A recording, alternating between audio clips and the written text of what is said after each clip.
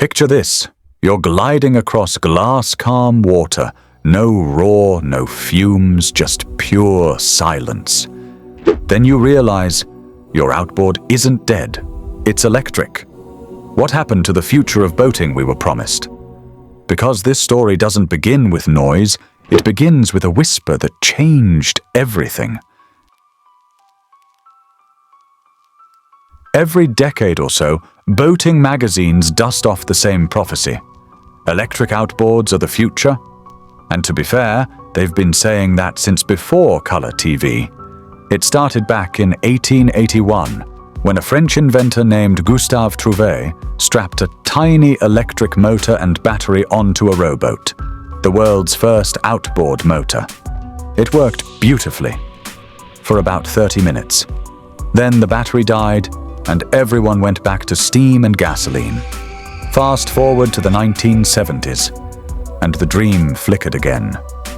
In Florida, Ray Electric Outboards began quietly selling electric motors that looked like something NASA might have built in a garage. They weren't fast, but they never broke. Owners joked that the only maintenance required was dusting off the prop once a decade. These motors were so overbuilt that half of them are probably still running somewhere in a canal behind a retiree's house. The irony. Electric outboards were too good for their time. They didn't leak, rattle, or smoke.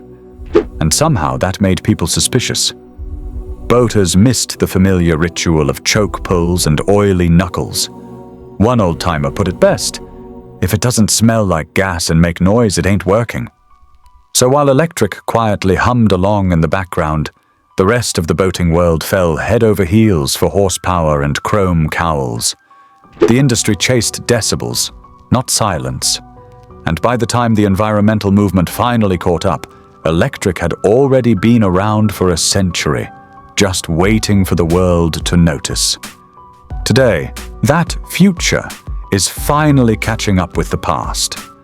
But to understand what really happened to electric outboards, we've got to rewind through the noise, the fumes, and a century of missed chances on the water. But before we dive deeper, hit like if you've ever dreamed of a quiet, maintenance-free ride across the water. And subscribe, because the next part will show how electric outboards went from forgotten gadgets to game changers shaking up the entire boating world. If you ever want to know why electric outboards never ruled the docks, just picture two boats side by side in 1985. One is running a shiny Mercury Black Max, loud, fast, smells like a mechanic's handshake. The other is a quiet little electric motor that hums like a fridge. Which one do you think drew the crowd? Exactly. Gasoline didn't just win, it crushed electric before the race even began. It was cheaper, faster, easier to fix, and most importantly, everywhere. You could fill up at any dock, any time. Meanwhile, electric boaters were still lugging around lead-acid batteries that weighed as much as an anchor and gave you maybe an hour of run time if you were lucky. It was like bringing a candle to a fireworks show. Even the culture worked against it. Boating has always been part adventure, part overcompensation. People wanted noise, smoke, and bragging rights. A loud outboard wasn't an inconvenience, it was a flex. Pull up to the sandbar with a motor that whispers instead of roars, and everyone assumes your engine died. And here's the kicker: reliability didn't help either. Electric motors rarely broke down, which meant fewer people talked about them. Gas motors, on the other hand, had drama, rebuilds, upgrades, prop swaps, war stories. You could bond over bad spark plugs. Electric offered peace and quiet, but it couldn't compete with a community that loved chaos. By the late 90s, electric outboards had become a footnote, something for small lakes and pontoon rentals. Gas had all the glory, and nobody imagined that the tables would turn again. But the funny thing about the future, it doesn't care about nostalgia, especially when the batteries finally catch up. The comeback didn't start with boats, it started with phones and cars. When lithium-ion batteries made it possible to binge-watch Netflix on the bus and drive a Tesla to work, boaters started paying attention. Suddenly, the technology that used to power flashlights could move hulls through water, efficiently, quietly, and without spilling a drop of oil into the marina. That's when companies like Torqeedo showed up, looking like they'd just stepped out of a sci-fi movie. Bright orange cowls, digital displays, and names like Deep Blue. It wasn't your grandfather's trolling motor anymore. It was German engineering with Bluetooth. You could check your range, GPS, and battery health like you were piloting a spaceship instead of a dinghy. One sailor joked, "It's the first motor that makes me feel bad for scaring fish." But the performance was real. The Torqeedo Deep Blue 50R packed the electric punch of roughly 80 horsepower, enough to push 25-foot boats at serious speed, silently. No vibration, no carb issues, no oil changes. Just plug in and go. Then, in 2024, Yamaha decided to stop watching from the sidelines and bought Torqeedo outright. That was the moment Electric Outboards went from being a boutique experiment to an industry movement. Yamaha brought money, dealer networks, and manufacturing power, the kind that can actually make silence go mainstream. It's almost poetic, really. The same industry that once laughed at electric as toys for lakes is now investing millions to build them. And the same old joke, "You can't hear them coming," is suddenly the whole selling point. Electric Outboards had finally grown up, and this time, they weren't asking for attention, they were earning it. For decades, electric boating was associated with sleepy pontoons and eco-tours. Then, Vision Marine Technologies showed up at the Lake of the Ozarks shootout, a place where subtlety goes to die. Surrounded by roaring V8 offshore beasts, they rolled out a bright white catamaran called the V32, powered by twin E-Motion 180 E-electric outboards. People laughed. Then it hit 109 miles per hour, and suddenly nobody was laughing anymore. That single run in 2022 rewired the industry's brain.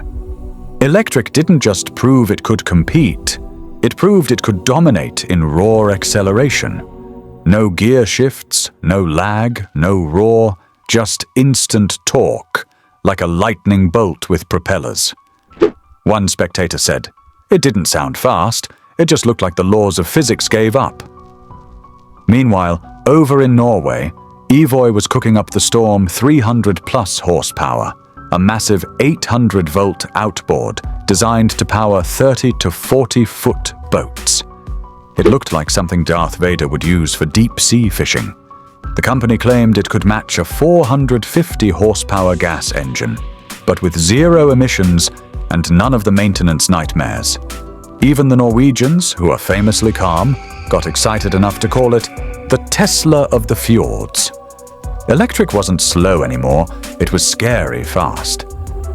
Sure, the range still wasn't ideal. These boats could burn through battery packs faster than you could say, prop slip. But that didn't matter. The point was made. Electric had arrived at the big kids' table.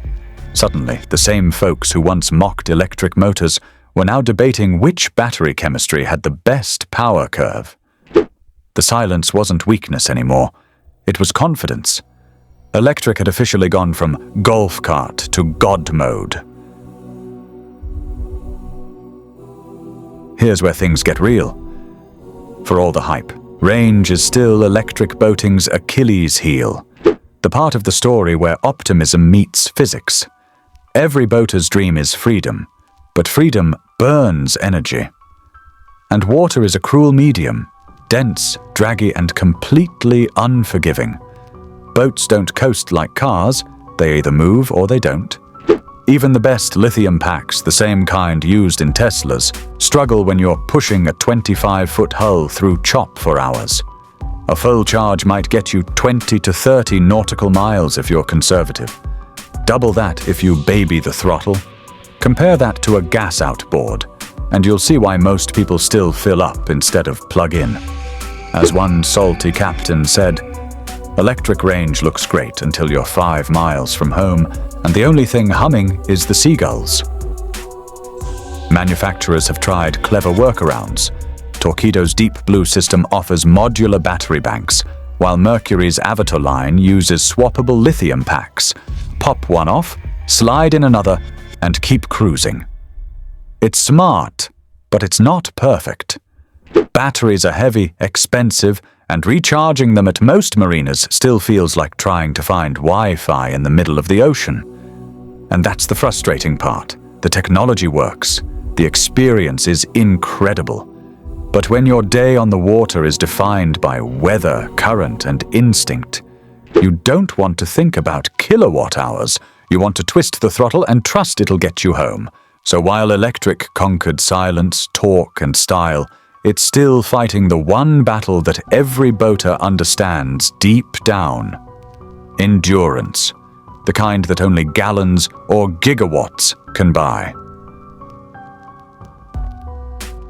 Here's the twist most people miss. Electric outboards have already taken over, just not where you're looking. Forget the offshore crowd for a second. Look at the sailboats, lake boats, and rental fleets quietly running every day on battery power. In those worlds, electric isn't a novelty, it's the gold standard. Take sailboats, for instance. They don't need endless range, just reliable thrust for docking and calm weather motoring. A small e-propulsion Navy 6.0 Evo or Torqeedo Cruise 10.0 can push a 30-footer at hull speed, all while recharging under sail through regenerative props. It feels like cheating, gliding into the marina with your batteries fuller than when you left. Then there are the rental fleets. Pontoons, tenders, and eco-tour boats love electric for one simple reason: it's foolproof. No gas cans, no pull cords, no carb clogs. You plug them in overnight and collect happy customers in the morning. One rental operator joked, "I went from fixing engines every weekend to fixing coffee." Electric also dominates in urban and protected waterways, places like Amsterdam, Venice, or certain US lakes where combustion is banned. There, silence isn't just nice, it's the law.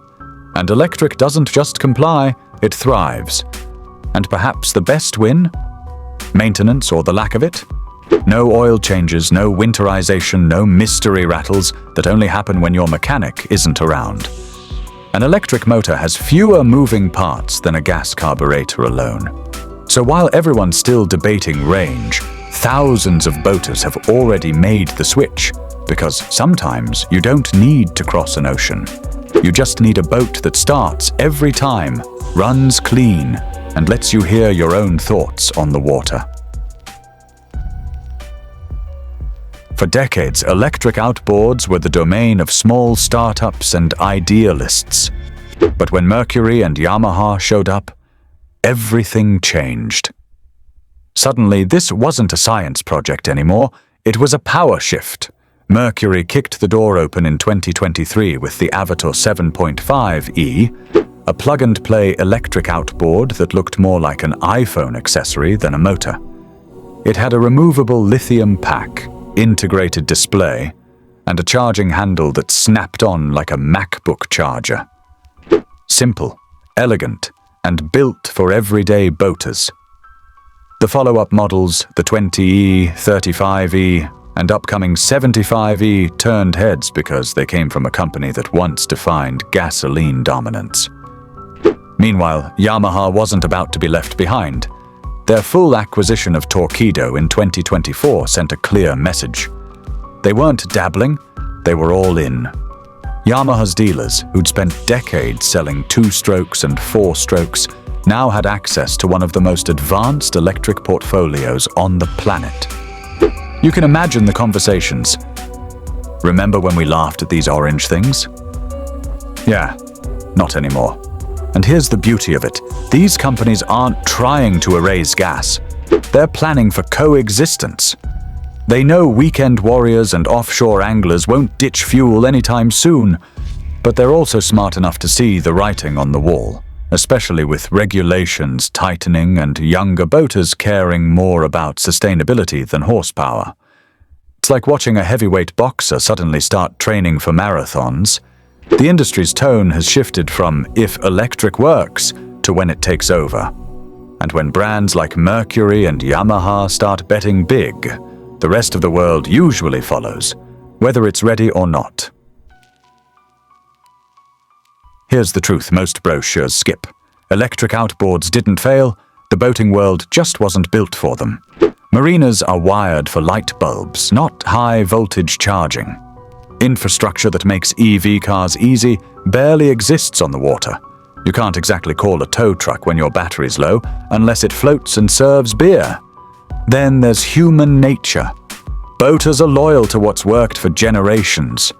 Grandpa's Johnson still runs, Dad's Mercury still screams, and people trust what makes noise.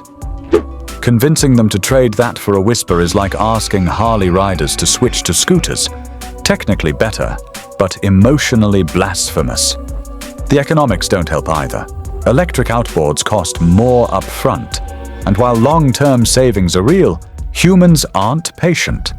Drop $10,000 on a motor that promises no oil changes ever, and your brain still wonders why it doesn't smell like gas. Manufacturers are fighting decades of habit, not just horsepower. And finally, there's the vibe. Boating isn't just transport, it's culture. The noise, the throttle, the wake, they're part of the ritual. Electric changes that experience entirely. For some, that's paradise. For others, it's like watching a rock concert on mute. So yes, electric tech is ready, but boating isn't fully there yet. It's a lifestyle that runs on nostalgia and noise, and that doesn't evolve overnight. The good news? Every generation gets a little quieter and a little more open-minded. When that balance tips, the water will sound very different. And for the first time in 100 years, silence might actually win. So what really happened to electric outboards? They didn't fail. They just showed up early, about a century before the world was ready. They waited through the rise and fall of two-strokes, the environmental awakening of the 2000s, and the horsepower wars of the 2000s and 10s.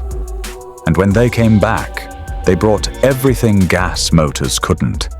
Silence, instant torque, and mechanical simplicity. They've already won in the niches that make sense: sailboats, rentals, city harbors, eco-tourism, and they're inching toward bigger boats every season. The physics still limit range, yes, but innovation's catching up fast. Solid-state batteries are on the horizon, charging docks are expanding, and with companies like Yamaha, Mercury, and Evoy all investing millions, electric propulsion has officially left the novelty phase. Ask anyone who's piloted one, that eerie, glass-smooth glide never gets old. You feel every ripple of water, every breeze, without the roar of combustion drowning it out. It's less like driving and more like floating, and for many boaters, that's the whole point. Will electric outboards replace gas completely? Not anytime soon, but coexistence is the future. Gas for range, electric for refinement. The outboard market has always been about freedom, and soon you'll get to choose how that freedom sounds. One day, decades from now, a kid will see a classic two-stroke fire up and say, "Wow, it's so loud!" That'll be the moment we know the revolution didn't roar in, it whispered. So if you've ever dreamed of boating where the loudest sound is the wake behind you, hit like, subscribe, and stick around. Because this story isn't ending, it's just getting charged.